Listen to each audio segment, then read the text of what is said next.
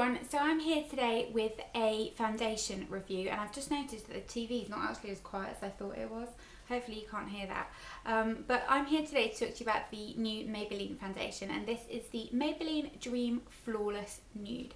And I picked this up because I'd heard so much about it and it looked really different to me, and I have been loving it. It's what I've got on my face right now, and it's a really unusual product. But first of all, I'm going to read you a little bit about the claims of it and talk to you about pricing and that kind of thing, shade range, and then I'll get into my personal experience on it. But I haven't got any info on the bottle. You can see the bottle just comes like that, so I'm going to read it from the Boots website on here for you.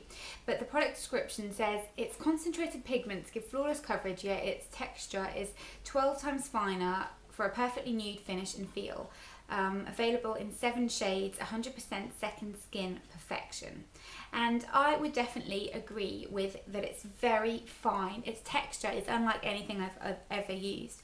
I would liken the texture to something like MAC's Face and Body, but much drier. It's not sticky in the slightest, and it comes in this kind of weird packaging. I mean, the packaging is really pretty, but it comes with this kind of almost like little dropper type of thing. And how I've been using it is just popping it on my face kind of thing and then blending it in with the Sigma F80.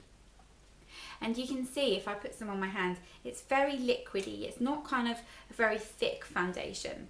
It's very runny, and you blend it into your hand and it is so thin. It's unbelievable.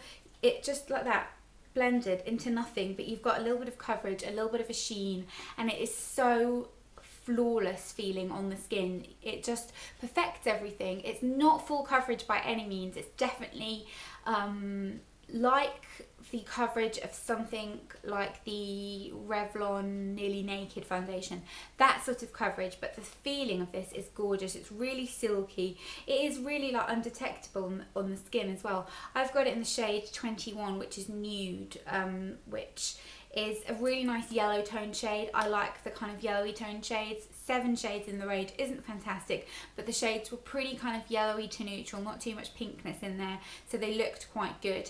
But it's very unusual in texture because it feels so light on the skin.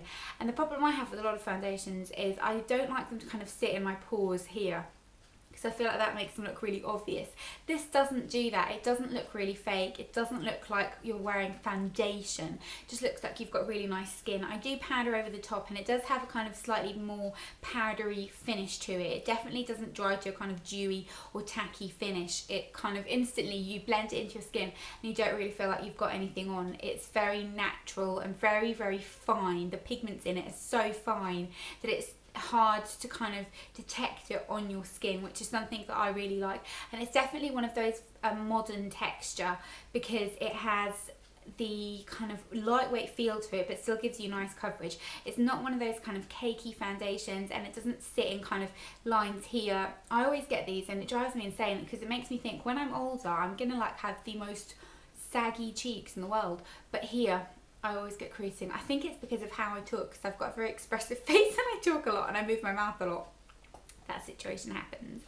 But definitely would recommend this. It's a great foundation. It retails at $8.99, but sometimes it's on offer. You can get it on 3 for 2, that kind of thing, which is what I did, which I think is a really good price for a foundation like this, because it's got such a kind of high-end feel to it. It doesn't feel like a kind of drugstore foundation. I've tried a few Maybelline foundations and I wasn't super impressed by any of them. I liked the original Dream Matte Mousse years ago, but not something I would necessarily use now, but definitely very pretty. I'm wearing it today, and I deliberately didn't put any concealer on my pigmentation on my cheeks because I wanted you to see the kind of coverage it would have.